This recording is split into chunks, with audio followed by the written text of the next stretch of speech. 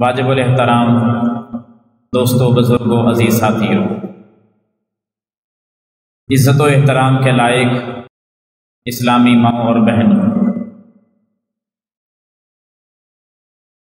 گزشتہ سے پیوستہ خطبہ جمعہ مبارک کے اندر جس موضوع پر ہماری گفتگو جاری تھی، وہ موضوع، وہ عنوان، وہ ٹاپک یہ تھا کہ اللہ کے رسول صلی اللہ علیہ وسلم کے ساتھ محبت، پیار، الفت، عقیدت جتنی زیادہ ہوگی اتنا ہی اللہ کے رسول صلی اللہ علیہ وسلم کا روز قیامت انسان کو قرب نصیب ہوگا۔ پھر اسی بات کو مزید آگے بڑھاتے ہوئے کہ اور کون سی نیکیاں ایسی ہیں، ایک تو محبت رسول، کچھ اور اعمال بھی ایسے ہیں جن کی وجہ سے نبی صلی اللہ علیہ وسلم کا قیامت کے دن ساتھ نصیب ہوگا، انسان کو قرب حاصل ہوگا، آپ صلی اللہ علیہ وسلم کی رفاقت نصیب ہوگی۔ اور یہ بڑی فضیلت والی بات ہے کہ روز قیامت انسان کو نبی صلی اللہ علیہ وسلم کا ساتھ نصیب ہو جائے۔ اس میں دو خوبیاں تو لازم ہیں۔ پہلی بات یہ کہ وہ نبی صلی اللہ علیہ وسلم کے ساتھ ہوگا، اور دوسری خوبی یہ ہے کہ وہ جنت کے اندر ہوگا، کیونکہ جب نبی علیہ الصلاۃ والسلام کا ساتھ نصیب ہوگا وہ جنت سے باہر نہیں ہے، پھر وہ جنت کے اعلیٰ ترین درجوں کے اندر ہے، وہ جنت الفردوس میں ہے، اس کی دنیا اور آخرت کی کامیابی کی دلیل ہے۔ یہ بڑے انعامات، کیونکہ سب سے بڑا انعام روز قیامت اسے یہ مل رہا ہے کہ وہ نبی صلی اللہ علیہ وسلم کے ساتھ ہو۔ کچھ اعمال اور کچھ نیکیاں اور کچھ بندوں کا میں نے ذکر کیا تھا، اور وعدہ ہوا تھا کہ اگلی ملاقات میں انشاءاللہ اسی موضوع کو ہم کمپلیٹ کریں گے۔ تو آغاز کرتے ہیں ہم اسی ادھر سے ہی۔ کچھ اور نیکیاں بھی ہیں، جس طرح نبی صلی اللہ علیہ وسلم کے ساتھ محبت کرنا، اس نیکی کی وجہ سے بندے کو قیامت کے دن نبی صلی اللہ علیہ وسلم کا ساتھ ملے گا۔ جس طرح یتیم کی کفالت کرنے والے کو بھی اگر اللہ یہ اعمال قبول کر لے نا، تو یتیم کی کفالت کرنے سے بھی روز قیامت نبی صلی اللہ علیہ وسلم کا ساتھ، جس طرح ہاتھ کی 2 انگلیاں ہیں، اتنا قریب بندہ اپنے محبوب پیغمبر صلی اللہ علیہ وسلم کے ساتھ ہوگا۔ اسی طرح کثرت سے نفلی نماز پڑھنے سے، نبی صلی اللہ علیہ وسلم پر کثرت سے درود پڑھنے سے آپ صلی اللہ علیہ وسلم کا ساتھ ملتا رہے گا، قرب ملے گا۔ اور چند باتیں آج کے خطبے میں سماعت فرمائیں۔ یہ جو میں نے ابھی جن کے نام لیے ہیں یہ ہم تفصیل سے ذکر کر چکے ہیں۔ اب 2 باتیں آج کے خطبے میں۔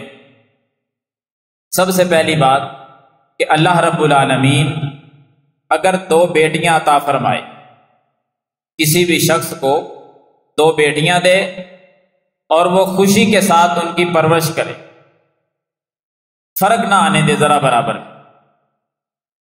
ان کے ساتھ محبت، پیار، الفت جس طرح بیٹوں کے ساتھ کرتا ہے ایسے بیٹیوں کے ساتھ بھی کرے، حتیٰ کہ وہ بڑی ہو جائیں،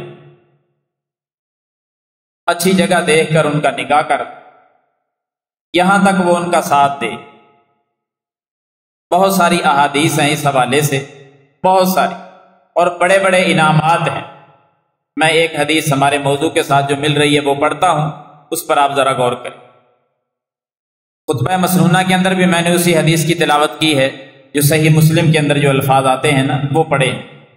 بیان کرنے والے صحابی سیدنا انس بن مالک رضی اللہ تعالی عنہ، جو خادم رسول بھی ہیں، 10 سال آپ صلی اللہ علیہ وسلم کی خدمت کی۔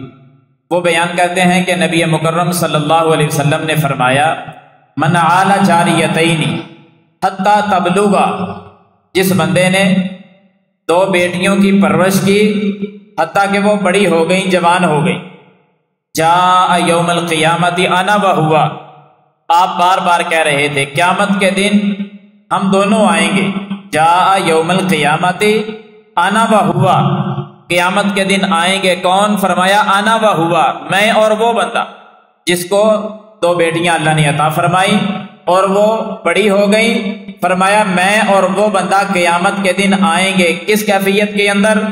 صحابی کہتے میں دیکھ رہا تھا آپ صلی اللہ علیہ وسلم نے اپنے ہاتھ کی 2 انگلیوں کا نا وَضَمَّ أَصَابِعَهُ ایسے ملا لیا، فرق نہیں کیا، ایسے جوڑ لیا۔ فرمایا جاء یوم القیامت انا و ہوا، انا و ہوا، میرے صحابہ انا و ہوا، یعنی میں اور وہ اس طرح ہوں گے جس طرح یہ ہاتھ کی 2 انگلیاں ہیں نا، وَضَمَّ أَصَابِعَهُ ان کو جوڑ لیا، فرق بھی نہیں کیا، ذرا برابر بھی جدا نہیں، بالکل وہ بندہ میرے ساتھ جڑا ہوا ہو۔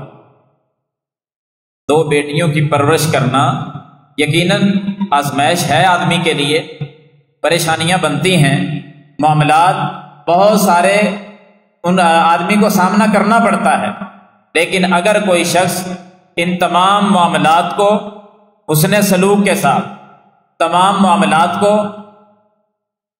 برابری کے ساتھ، تمام معاملات کو اللہ کا فیصلہ سمجھتے ہوئے کہ جیسے اللہ کا حکم ہوا، اللہ تعالیٰ نے بیٹے دے دیے یا بیٹیاں دے دیں، اللہ کا فیصلہ ہے، اللہ کا ہی یہ معاملہ ہے، اللہ نے کر دیا ہے، انسان اس آزمائش میں پورا اترتا ہے، فرق نہیں آنے دیتا، پھر اللہ نے انعام بھی تو اتنا بڑا دیا نا۔ فرمایا قیامت کے دن وہ میرے ساتھ اس طرح ہوگا جیسے ہاتھ کی 2 انگلیاں ملی ہوئی ہوتی، اس طرح میں اور وہ دونوں آئیں گے۔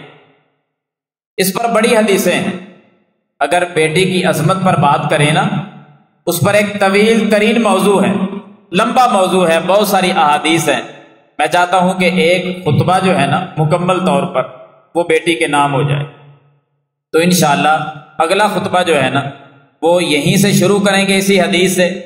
تو بیٹی کے متعلق اللہ تعالیٰ جب بیٹی دیتا ہے اس کی عظمت کتنی ہے، بیٹی کی شان کیا ہے، باپ کی شان کیا ہے، اور وہ والدین جو اس بیٹی کو پالنے والے ہیں، جنم دینے والے، پھر اس پر خرچ کرنے والے، اس کو تعلیم دینے والے، تعلیم دلوانے کے بعد اچھی جگہ کا انتخاب کر کے اس کے اصل گھر میں بھیج دینے والے، ان والدین کو اللہ نے کیا دینا ہے، وہ بیٹی کیا ہے، والدین کیا ہے، انشاءاللہ اس پر اگلے خطبے میں ہم آپ سے گفتگو کریں گے۔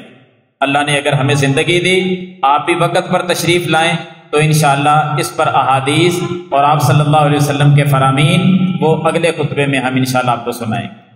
آج کے خطبے میں جو موضوع کے ساتھ حدیث ملتی ہے، من عال جاریتین حتی تبلغا جاء یوم القیامت انا وہوا وضم اصابعہ، کہ جس کو اللہ تعالیٰ نے 2 بیٹیاں دیں اور وہ بڑی ہو گئیں، قیامت کے دن میں اور وہ بندہ دونوں ہی جیسے آئیں گے جیسے یہ ہاتھ کی انگلیاں ہوتی۔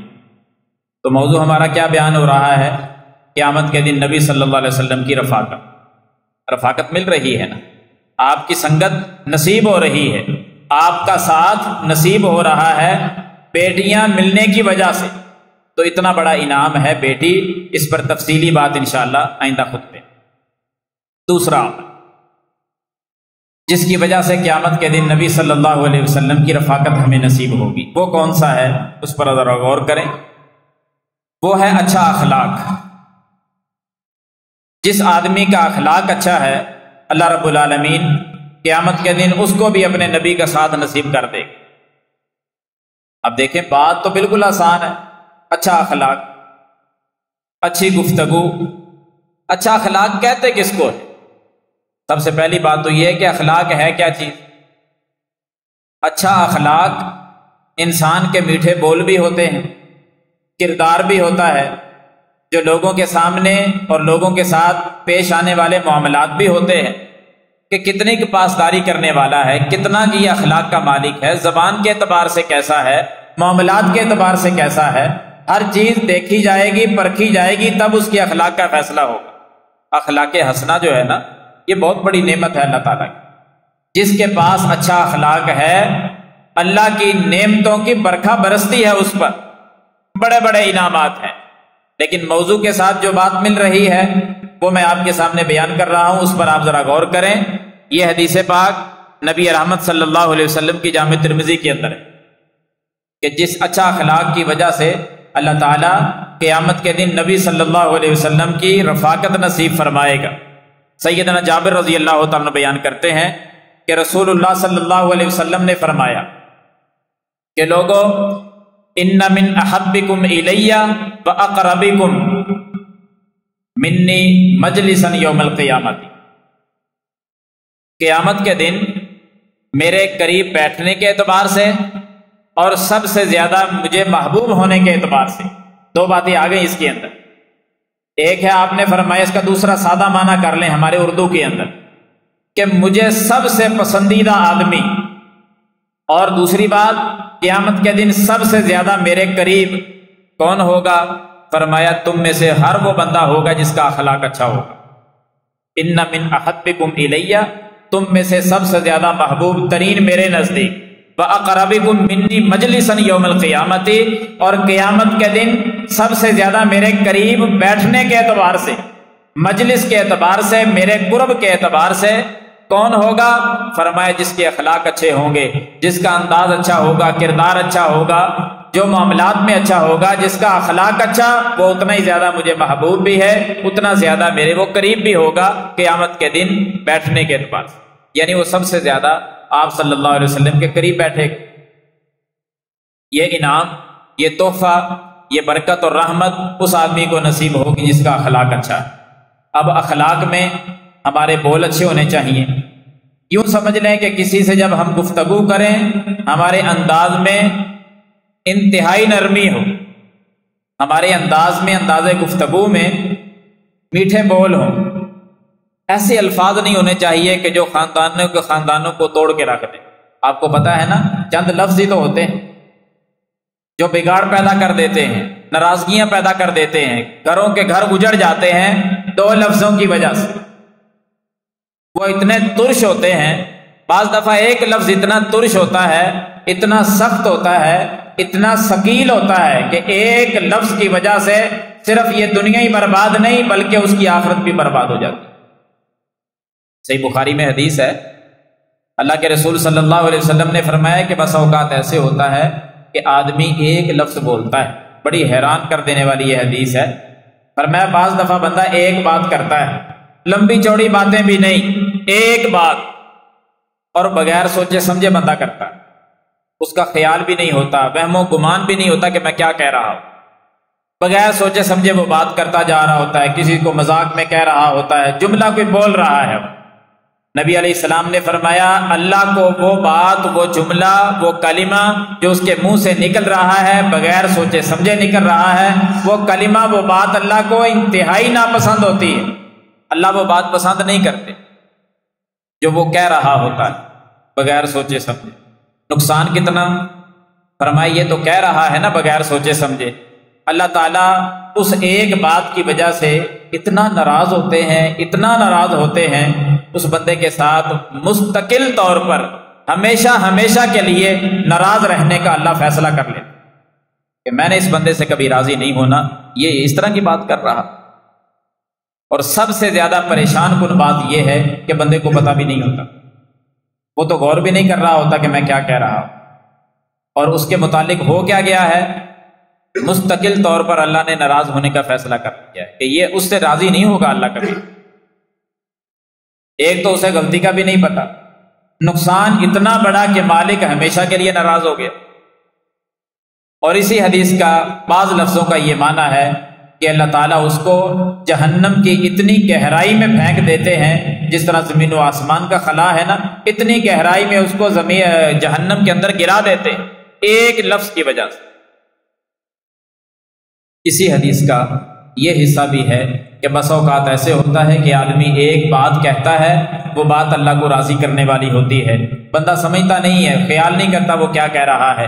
ویسے ہی تقیہ کلام کوئی لفظ بنا ہوا ہے، سبحان اللہ کہنا، الحمدللہ کہنا، اللہ کے پسندیدہ کلمات اس کے منہ سے نکلتے، بے ساختہ نکلتے ہیں، بار بار نکلتے ہیں، اللہ کو پسند ہوتے ہیں۔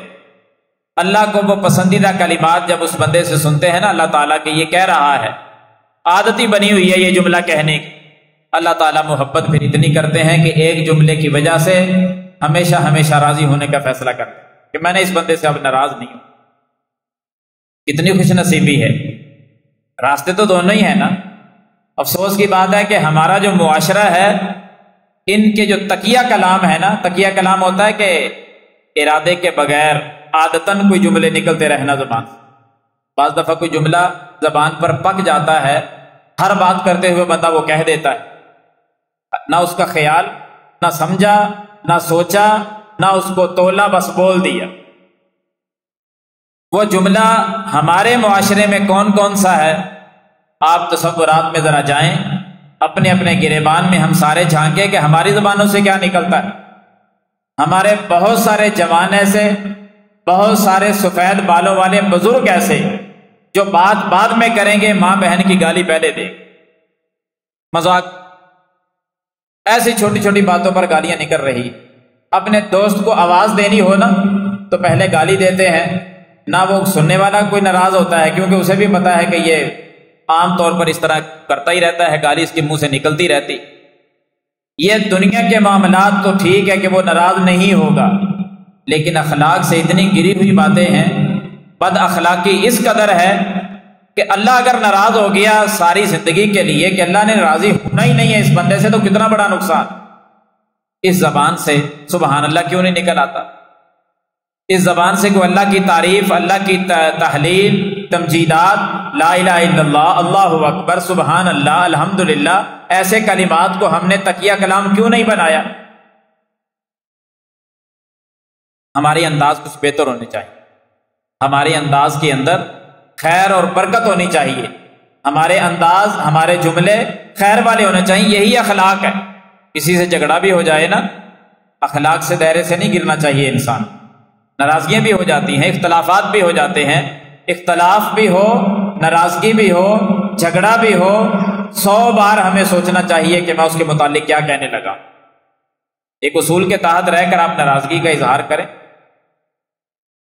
گھروں میں بھی اختلاف ہو جاتے ہیں، میاں بیوی کا آپس میں اختلاف ہو جاتا ہے، قرآن نے سارا بیان کیا ہے۔ اختلاف ہو جائے تو آپ نے کیسے اس کو سمجھانا ہے؟ اخلاق سے گری ہوئی کوئی بات نہیں، بڑے پیارے انداز میں کبھی وہ موضوع ہوا تو آپ کو وہ بھی بتائیں گے کہ گھر میں اگر اختلاف ہو جائے تو اس کو حل کیسے کرنا ہے، اور ناراضگی کیسے گزارنی ہے، ناراضگی کرنی کیسے ہے، یہ اللہ نے قرآن میں ساری بیان کی۔ 3 دن فرمایا نا کہ کسی دوست کا اختلاف ہو جائے، ناراضگی ہو جائے، 3 دن تک ناراض رہیں آپ، لیکن پھر اختلاف ختم کر دیں، صلح کر دیں، اللہ کے لیے، اللہ کی رضا کے لیے۔ یہی اخلاق ہے۔ نبی صلی اللہ علیہ وسلم کی حدیث ہے، سنیں ذرا، کہ اخلاق اگر مل گیا، اخلاق حسنہ ہمارے نصیب میں آ گیا، تو ایک اس کا بہت بڑا انعام یہ بھی ہے، جہاں نبی صلی اللہ علیہ وسلم کی رفاقت ملے گی نا، ساتھ ساتھ ایک انعام یہ بھی ہے، آپ صلی اللہ علیہ وسلم نے فرمایا کہ انا زعیم ببیت فی ربض الجنۃ لمن ترک المراء وان کان محقا۔ سنن نبی داؤد کے اندر 4800 نمبر حدیث ہے، فرمایا کہ میں گارنٹی دیتا ہوں۔ کون کہہ رہے ہیں؟ اللہ کے رسول صلی اللہ علیہ وسلم۔ اخلاق کمال درجے کا بتا، فرمایا میں گارنٹی دیتا ہوں جنت کے ایک کنارے کے اوپر، جنت کی ایک سائیڈ پر اس کا محل ہوگا۔ گارنٹی آمنہ کے لال صلی اللہ علیہ وسلم دے رہے ہیں۔ یا رسول اللہ صلی اللہ علیہ وسلم کس کے لیے آپ گارنٹی دے رہے ہیں؟ فرمایا میں ضامن، میں گارنٹی دیتا ہوں کہ اس کا محل ہوگا جنت کے اندر۔ محبوب جی کس کا؟ فرمایا کہ 2 بندوں کا اختلاف ہوا، جھگڑا ہو گیا، ناراضگی بن گئی، ایک حق پر تھا، دوسرا غلطی پر تھا۔ لازمی بات ہے جب بھی جھگڑا ہوتا ہے آپ کو پتا ہے کہ غلطی پر ہوتا ہے، دوسرا حق پر ہوتا ہے، بے شک دونوں کہیں ہم حق پر ہیں، حقیقت تو یہی ہے کہ ایک حق پر ہوگا، دوسرا غلطی پر ہوگا۔ آپ علیہ السلام نے فرمایا کہ جو بندہ غلطی پر ہے نا، اس کی بات نہ کرے، وہ تو غلطی پر ہے ہی ہے، ایک حق پر ہے، اس کا بات کرنا حق بنتا ہے، لڑائی کرنا حق بنتا ہے، وہ عدالت میں جائے تو تب بھی حق پر ہے، افرادی قوت کی طرف دیکھے تو تب بھی جتھا موجود ہے، بدلہ لینا چاہے تو تب بھی لے سکتا ہے، ہر اعتبار سے وہ حق پر کھڑا ہے، لیکن حق پر ہوتے ہوئے وہ اپنے مد مقابل کو معاف کر دیتا ہے۔ حق پر ہے لیکن اللہ کی رضا کے لیے کہ چلو یار میں اس کو معاف کر دیتا ہوں۔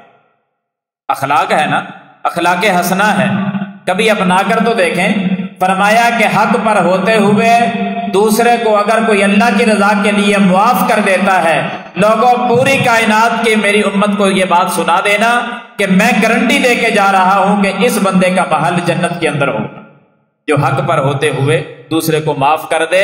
گارنٹی ہمارے محبوب پیغمبر صلی اللہ علیہ وسلم نے دی ہے جنت میں محل ہونے کی، کوئی معمولی بات تو نہیں، بہت بڑا مقام ہے، بہت بڑی شان ہے کہ جنت کے اندر محل ہو اور دنیا کے اندر خبر ملے آمنہ کے لال صلی اللہ علیہ وسلم کی زبانی، اور آپ فرمائیں کہ حق پر ہوتے ہوئے جو ناراضگی چھوڑ دے، مد مقابل کو معاف کر دے، اللہ اس کو جنت میں محل دے گا۔ گارنٹی میں دے رہا ہوں، کسی عام آدمی کی گارنٹی نہیں، اللہ کے رسول صلی اللہ علیہ وسلم کی گارنٹی۔ بات کو مزید آگے بڑھائیں، اخلاق اگر چل پڑا ہے نا تو میں آپ کو یہ 2-4 حدیثیں سناتا ہوں، ایمان تازہ ہوگا۔ اخلاق، اس سے انسان کو کیا کیا ملتا ہے، اتنی احادیث ہیں اخلاق حسنہ کے بارے میں کہ حیران ہو جاتا ہے آدمی کے چھوٹے سے عمل کی وجہ سے، لیکن عمل چھوٹا نہیں، اخلاق اپنانا آج کل کے دور میں بڑا مشکل ہے۔ انسان تو معمولی سی بات پر بد اخلاقی پہ اتر آتا ہے، ایسے ایسے جملے زبانوں سے نکلتے ہیں کہ اللہ کی پناہ۔ آپ صلی اللہ علیہ وسلم نے اسی حدیث کا جو تیسرا حصہ بیان کیا نا، اس میں حیران کر دی۔ آپ نے فرمایا کہ انا زعیم ببیت فی اعلی الجنتی، لوگوں میں ایک اور بندے کو بھی جنت میں محل کی گارنٹی دیتا ہوں۔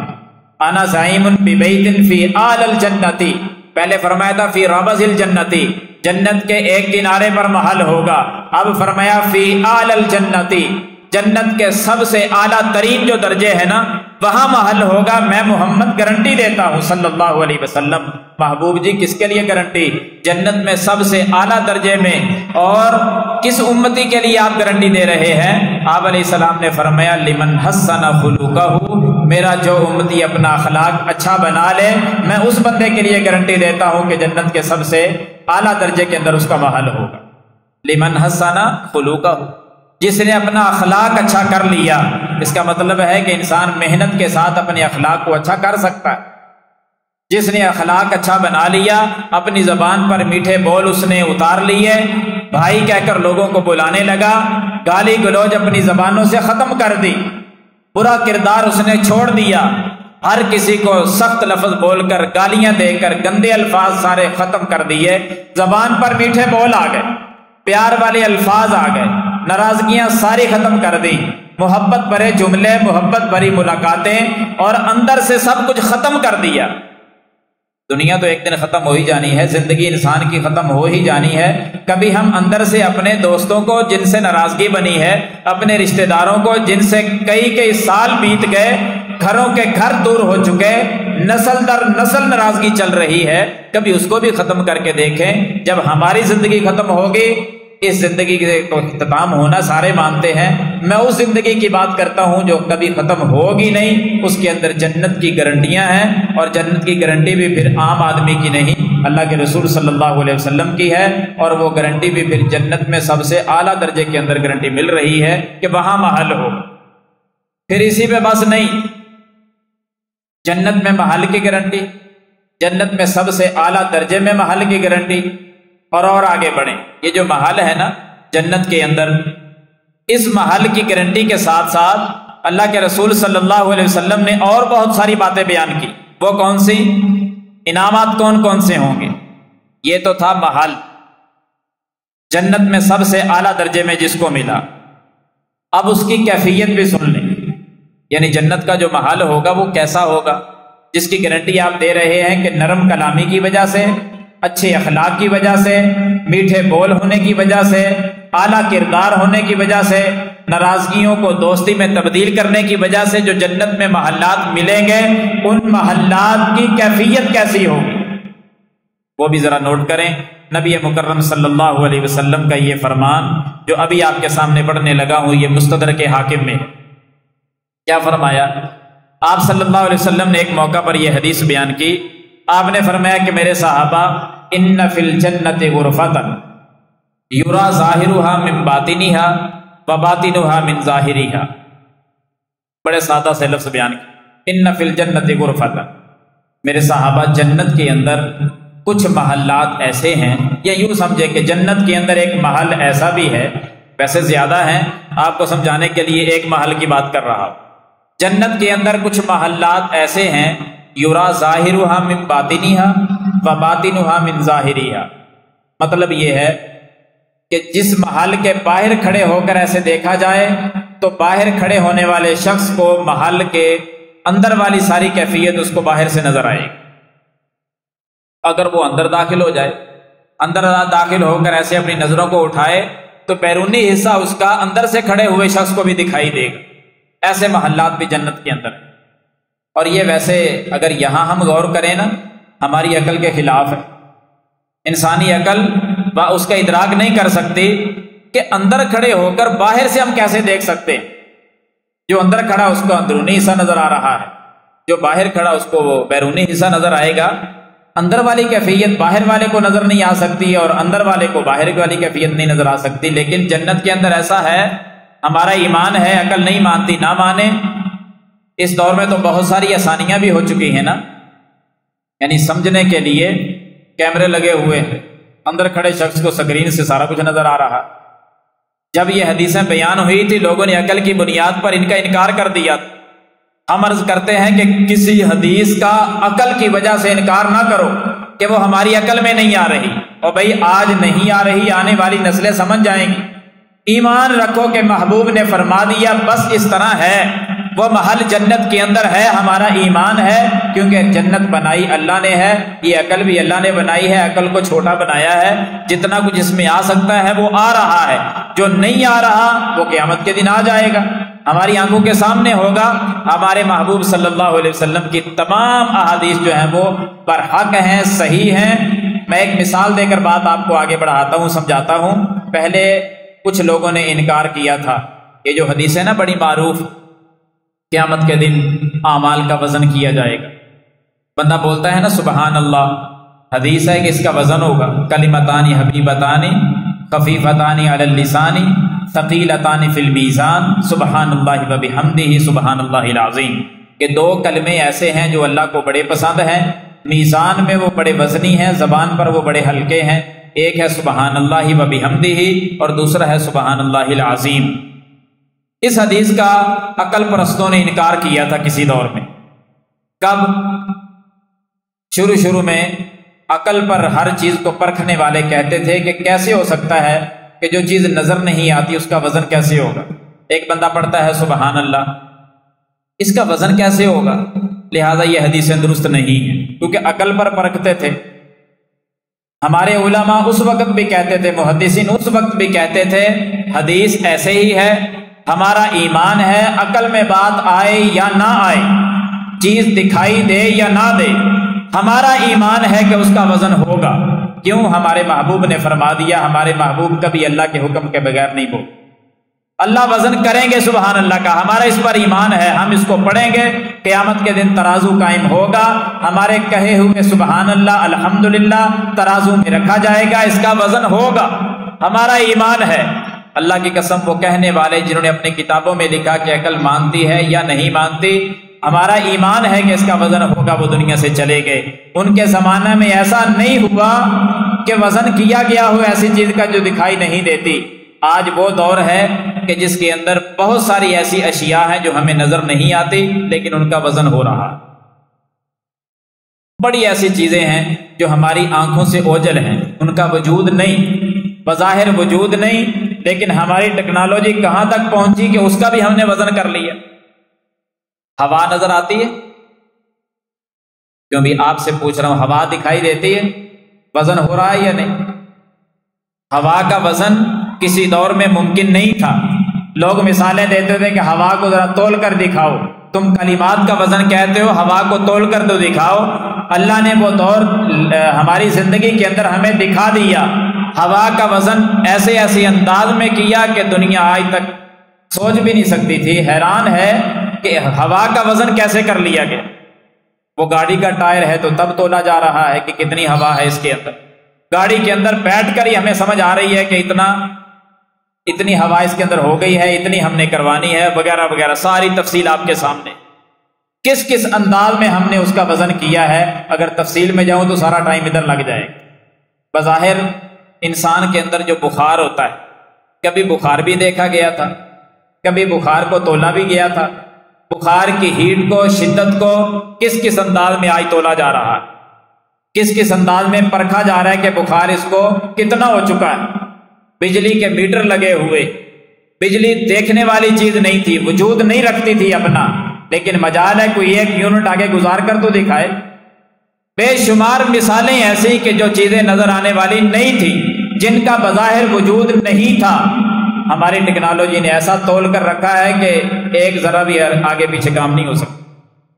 تو کلمے جو ہیں سبحان اللہ یہ لفظ بولا گیا ہے، اس کا وزن ہوگا کیوں نہیں ہوگا؟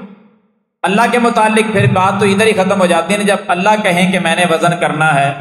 اللہ قرآن میں کہتے ہیں کہ میں نے ترازو قائم کرنا ہے، جس کے ترازو والا نیکیوں والا پلڑا بھاری ہو گیا وہ عیش و عشرت کی زندگی میں ہوگا۔ یہ رب کہہ رہا ہے تو اعتراض اللہ پہ کر رہے ہو کہ اللہ کیسے تولے گا؟ چھوٹی عقل جو اللہ نے بنائی ہے، اس عقل کی بنیاد پر جس نے عقل بنائی اس پر یہ بے عقل اعتراض کر بیٹھے، یعنی اللہ پر اعتراض کر دیا کہ کیسے تولا جائے گا۔ بہرحال بات دور نکل رہی ہے، تو میں عرض کر رہا ہوں کہ جنت کے اندر ایسے محلات ہوں گے جن کو باہر کھڑے ہو کر دیکھا جائے گا، اندر کھڑے ہو کر باہر والا حصہ دیکھا جائے گا۔ جب یہ حدیث بیان کی تو کسی صحابی نے یہ نہیں کہا تھا محبوب جی یہ کیسے ہوگا، دیوار کے پیچھے ہمیں پتہ ہی نہیں کہ کیا ہے، تو باہر کھڑے ہو کر اندر والا حصہ کیسے نظر آئے گا؟ یہ اعتراض نہیں کیا کسی نے بھی، سب کا ایمان تھا کہ محبوب نے فرما دیا بس ہوگا، ایسا ہمارا ایمان ہے۔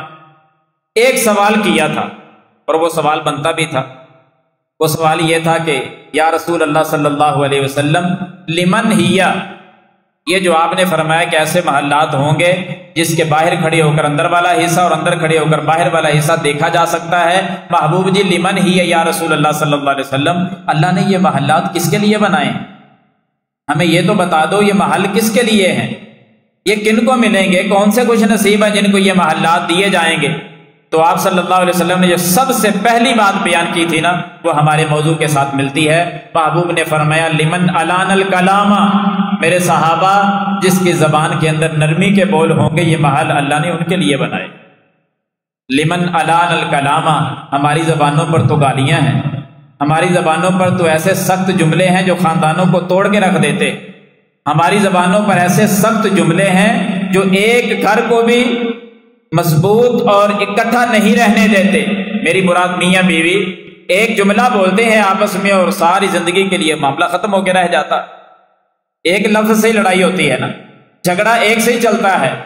تو کنٹرول کریں اپنے اوپر، اپنی زبان کے اندر میٹھا بول لے آئیں، اور میٹھا بول میں آپ کو اگر قرآن کی روشنی میں بتلاؤں نا کہ میٹھا بول انسان کو کہاں کہاں فائدہ دیتا ہے، فرعون جیسا سخت بندہ تو کوئی نہیں ہوگا نا۔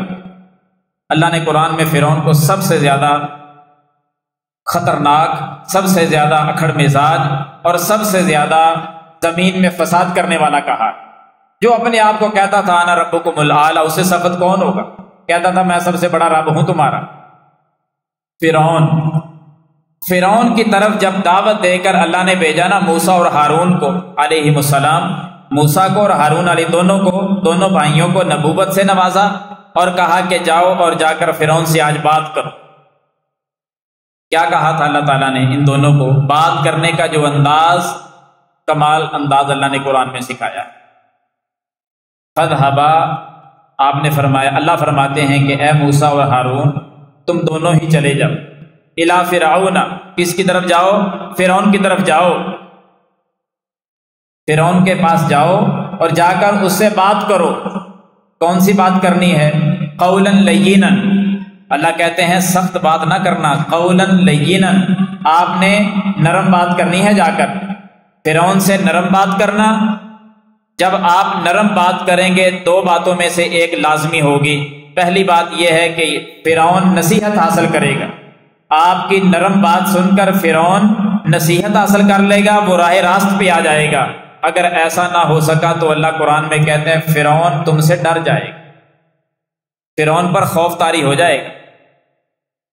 نرم بات کرنے کا اتنا بڑا فائدہ ہے، مد مقابل یا تو بات مان جاتا ہے یا پھر وہ خوف زدہ ہو جاتا ہے کہ اللہ کی طرف سے کوئی ڈر اور خوف آ گیا، حالانکہ بات نرم ہوئی ہے۔ میدان نرمی کرنے والا جیت جائے گا۔ اللہ کی طرف سے نرم کلامی میں اتنی مٹھاس اللہ نے رکھی ہے، کہ جو سختی والی بات میں نہیں۔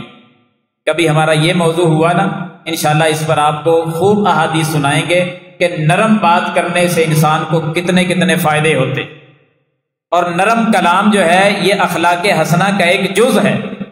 اخلاق حسنہ جو ہے نا، جو بات ہمارے موضوع کے ساتھ ملی ہے، وہ اخلاق حسنہ ایک طویل ترین موضوع ہے، اس کا ایک جز ہے نرم کلام کرنا، نرمی کے ساتھ گفتگو کرنا، جو انسان کو عزت دار بنا دیتا ہے۔ نرم کلام کرنے والے کو قیامت والے دن جو محل ملے گا، اس کا باہر کھڑے ہو کر اندرونی حصہ نظر آئے گا اور اندر کھڑے ہو کر بیرونی حصہ نظر آئے گا۔ اور میں بات کیا بتا رہا ہوں کہ اخلاق حسنہ کی دولت اگر مل گئی تو نبی صلی اللہ علیہ وسلم کی رفاقت ملے گی۔ نرم کلامی ایسے ہی نہیں فرما دیا، محل کی گارنٹی، پھر محل کی کیفیت، اور آپ صلی اللہ علیہ وسلم نے محل کی کیفیت کے ساتھ ساتھ اپنا ایک عمل امت کے سامنے رکھا ہے۔ اخلاق اچھا ہونے کے اعتبار سے دعائیں مانگتے، اللہ کے رسول صلی اللہ علیہ وسلم نے بہت ساری دعائیں کی ہیں، ان دعاؤں میں سے ایک دعا اللہ کے رسول صلی اللہ علیہ وسلم کی اکثر یہ ہوا کرتی تھی، اللہم اہدینی لأحسن الاعمال واحسن الاخلاق، اے اللہ میری رہنمائی کر نیک اعمال کی طرف، اور اے اللہ میری رہنمائی کر اچھے اخلاق کی طرف۔ یہ دعا کیا کرتے تھے۔ ہمیں بھی اللہ تعالیٰ سے دعائیں کرنی چاہیے کہ یا اللہ اچھے اخلاق کی دولت سے مالا مال فرما دے، اے اللہ اچھے اخلاق کی دولت سے ہمیں مالا مال فرما دے۔ یہ دعا کرتے رہیں، زبان کے اندر مٹھاس آ جائے گی۔ حضرات اچھا اخلاق اتنی بڑی نعمت ہے، کل قیامت کا دن ہوگا نا، میں ترازو کی بات آپ کے سامنے ذکر کر رہا تھا، ابو داؤد کی حدیث پڑھ کر دیکھیں، ترازو کے اندر نیکیاں رکھی جائیں گی، ہماری نمازیں تولی جائیں گی، روزوں کو تولا جائے گا، صدقہ خیرات کرتے ہیں اس کا وزن کیا جائے گا، ہم کسی سے اچھی گفتگو کرتے ہیں اس کو تولا جائے گا، اللہ کے ذکر کرنے میں ہم کبھی مصروف ہوتے ہیں اس کو بھی تولا جائے گا۔ الغرض ہر نیکی میزان میں رکھ کر تولی جائے گی۔ کبھی غور کیا کہ ہماری نیکیوں میں سب سے وزنی نیکی کون سی ہوگی، کس کا وزن سب سے بڑھ جائے گا؟ حضرات آج کے خطبے میں یہ نوٹ کر کے لے جاؤ، ہمارے نیک اعمال میں سے سب سے وزنی نیکی کون سی، سب سے اعلیٰ ترین نیکی کون سی؟ میرے محبوب نے دو ٹوک فیصلہ سنا دیا، فرمایا ما من شیء اثقل فی المیزان من حسن الخلق۔ میری امت کے لوگوں، قیامت کے دن جب ترازو قائم ہوگا، نیکیاں رکھی جائیں گی، تولا جائے گا۔ جب اخلاق حسنہ کی باری آئے گی، انسان کی ساری زندگی کی نیکیاں ایک ایک کو لے آؤ، پہاڑوں جیسی نیکیاں لے آؤ، سب سے زیادہ وزن اگر کسی نیکی کا نکلے گا تو وہ اچھے اخلاق والی نیکی کا نکلے گا۔ اچھا اخلاق سب سے وزنی ہے، اس جیسی نیکی تو ہے ہی کوئی نہیں، اور سب سے زیادہ فقدان بھی ہمارے معاشرے میں اسی میں پایا جاتا ہے۔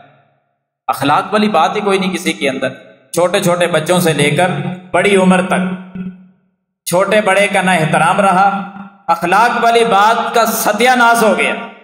یقین کریں کہ چھوٹے چھوٹے بچے اپنے والدین کو بڑی سیدھی سیدھی اور کھری کھری سنا جاتے، اخلاق تو بالکل نہیں رہا، اخلاق کی باتیں ختم ہو گئی ہیں، معاشرہ بگڑتا ہوا دکھائی دیتا ہے، معاشرے کے اندر بد اخلاقی رواج پا چکی۔ کچھ ہمارے اپنے اعمال ایسے ہیں، کچھ باہر کا ماحول بچوں کو ایسا مل گیا، کچھ میڈیا نے آ کے بربادی کر دی۔ یہ ساری چیزیں جب مکس ہو گئی نا، ایک خاندان کے اندر تباہی و بربادی ہمارا مقدر بن گئی۔ تو غور کیجئے ہمارے گھروں کے اندر بھی کبھی ایسے جملے نہ ہوں کہ جو ہمارے بچے ہم سے سیکھ کر ہمیں بولنا شروع ہو جائے۔ بالخصوص اس موقع پر ایک نصیحت کروں گا، اگر گھر میں میاں بیوی کا کبھی جھگڑا ہو جائے نا کسی بھی بات پر، 1000 بار سوچنا اپنے بچوں کے سامنے، کبھی سخت کلام، کبھی گالی گلوچ، کبھی گندے لفظ، کبھی ایسا سخت رویہ کہ ماتھے پر سلوٹ بھی نہ آئے اپنے بچوں کے سامنے۔ میاں بیوی آپس میں کبھی جھگڑا پہلی بات ہے کبھی ہونے نہ دے۔ اگر انسان ہے کسی جگہ پہ اختلاف ہو گیا تو وہ اختلاف آپ کا تنہائی میں ہو، بچوں کے سامنے نہ ہو، وگرنہ کیا سیکھیں گے بچے اپنے والدین سے جو بچوں کے سامنے ہی لڑ رہے ہوتے ہیں اور ایک دوسرے کو دھکے دے کر گھر سے نکالنے تک پہنچ جاتے ہیں، بچے کیا سیکھیں؟ ہم نے اپنے گھروں کا نظام خود برباد کر رکھا ہے۔ چند باتیں اخلاق حسنہ کے حوالے سے میں پیش کر رہا ہوں کہ قیامت والے دن سب سے زیادہ اگر وزنی کوئی نیکی ہے تو وہ اچھا اخلاق ہے۔ تبھی آپ نے فرمایا نا ان المؤمن لیدرک، کہ مومن آدمی جو ہے نا ان المؤمن لیدرک بحسن خلقہ درجۃ الصائم القائم، کہ آدمی اگر روزہ رکھنے والے کے اجر کو پانا چاہتا ہے، راتوں کے قیام کرنے والے کے اجر کو پانا چاہتا ہے، روزہ رکھتا نہیں ہے، نفلی روزے کی بات ہو رہی ہے، روزہ رکھ نہیں سکتا، راتوں کا قیام کر نہیں سکتا، لیکن ایک بندہ رات کا قیام بھی کرتا ہے، دن کا روزہ بھی رکھتا ہے، یہ اگر اس کے اجر کو پانا چاہتا ہے تو فرمایا مومن آدمی جو ہے نا وہ اپنے اچھے اخلاق کی وجہ سے ہی ان کا اجر پا لیتا ہے۔ ان المؤمن لیدرک بحسن خلقہ درجۃ الصائم القائم، دنیا کے لوگوں مومن آدمی تو اپنے اچھے اخلاق کی وجہ سے روزہ دار کے اجر کو بھی پا لیتا ہے اور راتوں کے قیام کرنے والے کے اجر کو بھی پا لیتا ہے۔ اس کا مطلب ہے یہ بہت بڑی نیکی ہے، البر حسن الخلق۔ آپ نے فرمایا جو اخلاق ہے نا، اچھا اخلاق، یہ سراسر نیکی ہے۔ کسی حدیث میں فرمایا اکمل المؤمنین ایمان احسنہم اخلاقا۔ امت کے لوگوں یہ بات اچھی طرح ذہن نشین کر لو کہ کامل ترین اگر کوئی مومن ہے تو وہ اچھے اخلاق کی وجہ سے مومن ہے۔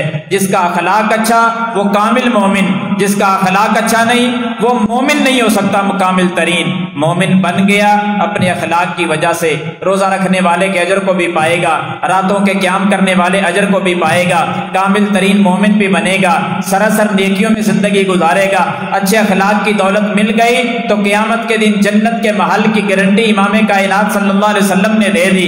پھر آپ نے اعلیٰ ترین درجے کے اندر محل کی گارنٹی دی، اس محل کی کیفیت کو بھی اجاگر کیا۔ حضرات دعائیں کر کے اس بات کو واضح کر دیا کہ اچھا اخلاق کتنی بڑی نیکی ہے، جس کے لیے نبی صلی اللہ علیہ وسلم بھی اللہ سے دعائیں کرتے رہے۔ حضرات مجھے اور آپ کو کیا حکم ہے؟ میرے محبوب نے پوری امت کے نام ایک پیغام ان الفاظ کے ساتھ سنا دیا۔ آپ نے فرمایا وَخَالِقِ النَّاسَ بِخُلُقٍ حَسَنٍ، اور میری امت کے لوگوں کے ساتھ جب رہنا ہو نا، لوگوں کے ساتھ میل جول ہو، اٹھنا بیٹھنا ہو، لین دین کے معاملات ہوں، گفتگو کرنے والا معاملہ ہو، تو ہمیشہ لوگوں کے ساتھ اچھے اخلاق کے ساتھ ہی پیش آنا، کبھی سختی نہ کرنا۔ وَخَالِقِ النَّاسَ بِخُلُقٍ حَسَنٍ، یہ پیغام ہے امت کے نام۔ جس نے اس پیغام کو قبول کر لیا پھر ساری گفتگو کو آپ آج والے جمعے کو اپنے ذہن میں لے آئیں۔ جس نے اس پیغام کو قبول کیا، لوگوں کے ساتھ میل جول اچھا رکھا، اخلاق حسنہ کی دولت اس کو نصیب ہو گئی، وہ مالا مال ہو گیا اس دولت سے، پھر وہ ایمان بھی اس کا مکمل ہو گیا، وہ سراسر نیکیاں کرنے والا بھی ہے، اور وہ روزے دار اور راتوں کے قیام کرنے والے کے اجر کو بھی پانے والا ہے۔ قیامت کے دن جنت کے ایک کنارے پر بھی محل ہوگا جب مد مقابل کو معاف کرے گا۔ اخلاق اچھا بن گیا تو جنت کے اعلیٰ ترین درجے کے اندر محل بھی ہوگا، محل کی کیفیت بھی واضح ہو گئی۔ اور آمنہ کے لال صلی اللہ علیہ وسلم نے دعائیں کر کے بھی اس کو اجاگر کر دیا۔ یہ دو باتیں میں نے آج کے خطبے میں آپ کے سامنے رکھی ہیں کہ نبی صلی اللہ علیہ وسلم کی رفاقت ملے گی تو پھر اچھے اخلاق کی وجہ سے ہی ملے گی نا۔ اور جو پہلی بات میں نے بیان کی ہے کہ جس کو اللہ نے دو بیٹیاں دی، اس نے اچھی پرورش کی ان کی، اللہ کے نبی صلی اللہ علیہ وسلم نے فرمایا قیامت کے دن یہ بندہ اور میں ایسے ہی اکٹھے ہوں گے جیسے یہ ہاتھ کی دو انگلیاں ہیں۔ آپ سے وعدہ ہوا کہ بیٹی کی عظمت پر، بیٹی کی شان پر اگلا خطبہ انشاءاللہ آپ کے سامنے پیش کیا جائے گا۔ احباب سے وہی پرانی درخواست ہے ہماری کہ ذرا وقت پر تشریف لائیں۔ جتنے احباب اب بیٹھے ہیں آپ سب پر لازم ہے کہ آپ کوشش کریں خطبہ شروع ہونے سے پہلے تشریف لائیں۔ ہم سب بیٹیوں والے ہیں، اللہ نے گھروں میں بیٹیاں دی ہیں، اس بیٹی کی عظمت کو پہچانیں کہ بیٹی کیا چیز ہے، اللہ کی کتنی بڑی نعمت ہے۔ اس نعمت کو نعمت سمجھ کر اس کی پرورش کریں اور دیکھیں پھر اللہ کی رحمت کی برکت کیسے برستی ہے۔ اللہ رب العالمین سے دعا ہے اللہ مجھے اور آپ کو عمل کرنے کی توفیق عطا فرمائے۔ وآخر دعوانا